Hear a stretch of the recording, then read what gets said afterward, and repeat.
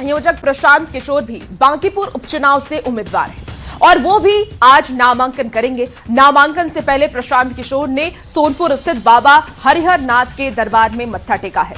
मंदिर में पूजा अर्चना के बाद भगवान से आशीर्वाद लेने के बाद वो पटना में आज नामांकन करने वाले हैं और इसके बाद जनता का आशीर्वाद लेने के लिए लोगों के बीच भी प्रशांत किशोर जाएंगे। अब प्रशांत किशोर एक चुनावी रणनीतिकार भी हैं और दूसरे दलों के लिए रणनीति वो बना चुके हैं और अब वो खुद चुनावी मैदान में हैं। खुद की राजनीतिक पार्टी वो बना चुके हैं और 2025 के विधानसभा चुनाव में जनसुराज को एक बहुत ही बड़ा झटका लगा था।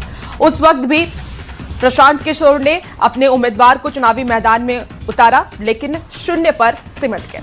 जनता ने पूरी तरीके से उन्हें नकार दिया। अब प्रशांत किशोर सीधे चुनावी मैदान में नहीं थे, लेकिन बांकीपुर से पहली बार अपनी सियासी किस्मत आजमाने के लिए वो बांकीपुर के उपचुनाव में कदम रखने जा रहे हैं। यहां से वो प्रत्याशी खुद को घोषित करने वाले हैं। तो आज वो नामांकन करने वाले हैं और उसके पहले की ये पूरी तस्वीर आपको दिखा रहे हैं जब वो मंदिर में पूजा अर्चना करने के लिए पहुंचे। हरिहर नाथ मंदिर में पूजा अर्चना करने के लिए प्रशांत किशोर पहुंचे। हमारे साथ ज्यादा जानकारी के साथ न्यूज 18 संवाददाता विनीता मिश्रा भी इस पूरे उपचुनाव के हलचल पर नजर बनाई हुई है, उनसे जुड़ते हैं।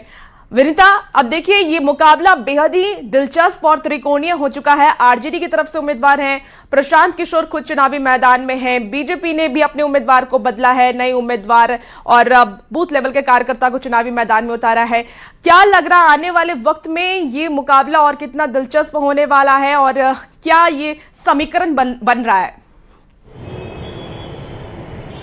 बिल्कुल, आपने कहा कि त्रिकोणीय मुकाबला है, त्रिकोणीय मुकाबला होगा, लेकिन अगर बांकीपुर की हम बात करें तो बांकीपुर बीजेपी का अवैध किला भी कहा जाता है, क्योंकि बांकीपुर से वर्तमान में बीजेपी के जो राष्ट्रीय अध्यक्ष नितिन नवीन लगातार 5 बार से जीत दर्ज करते आए हैं और यही वजह है कि बांकीपुर को बीजेपी का अवैध किला कहा जाता है। लेकिन इस बार जनसुराज ने प्रशांत किशोर को उम्मीदवार बनाया है और आज नामांकन की आखिरी तारीख है, वो भी नामांकन करेंगे। आरजेडी की तरफ से रेखा गुप्ता नामांकन कर चुकी हैं, बीजेपी की तरफ से कैंडिडेट बदले गए हैं और अब नीरज सिन्हा बांकीपुर उपचुनाव के लिए नामांकन करेंगे। त्रिकोणीय मुकाबला जरूर है ये, लेकिन जिस तरीके से अगर बांकीपुर की हम बात करें तो यहाँ की जो जनता का है वो सीधा समर्थन बीजेपी की तरफ पिछले कई वर्षों से देखा गया है कि एक तरफा जो मुकाबला है वो बांकीपुर में देखने को मिलता है। हालांकि प्रशांत किशोर, अगर बिहार विधानसभा चुनाव की हम बात करें तो पूरे बिहार में उन्होंने जमकर चुनाव प्रचार किया, लेकिन रिजल्ट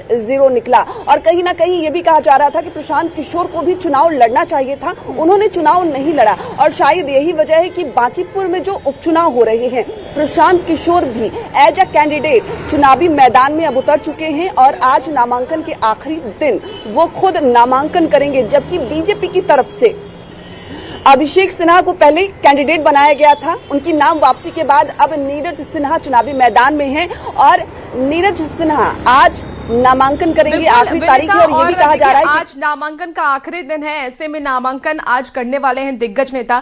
देखिए, आप जैसा कि बता भी रही हैं कि नीरज कुमार सिन्हा को चुनावी मैदान में उतारा गया, इसके पहले अभिषेक सिन्हा को उतारा गया था, जो कि अब पारिवारिक कारण से नाम वापस ले लिए। नीरज कुमार सिन्हा एक युवा चेहरा है, नए चेहरे हैं, बीजेपी हमेशा से इसी के लिए जानी जाती है कि वो युवा चेहरा को मैदान में उतारे। ऐसे में नीरज कुमार सिन्हा के लिए प्रशांत किशोर कितनी बड़ी चुनौती आने वाले वक्त में हो सकते हैं?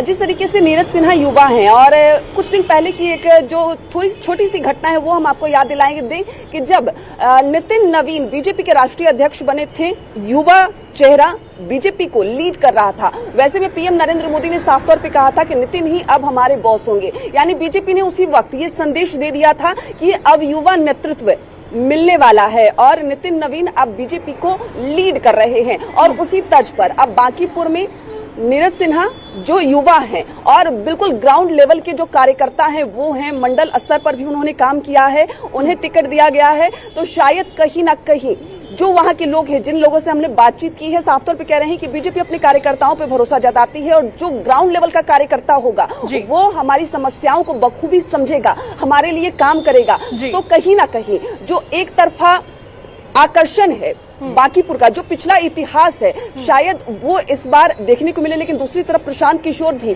लगातार प्रचार प्रसार कर रहे हैं और आज नामांकन के बाद जो प्रचार है और तेज होगा। रिजल्ट क्या होगा ये 3 अगस्त को पता चलेगा कि आखिर धुरंधर बांकीपुर का कौन बनता है। बिल्कुल विनीता, और यही देखने वाली बात होगी कि आखिर बांकीपुर का धुरंधर अब कौन होने वाला है। 3 अगस्त को रिजल्ट आने वाले हैं और उसी में पता चलेगा कि यह मुकाबला किसके पक्ष में गया, क्योंकि मुकाबला बेहद ही दिलचस्प है और देखना होगा कि बांकीपुर से इस बार कौन जीत दर्ज कराता है। चलिए खबरों में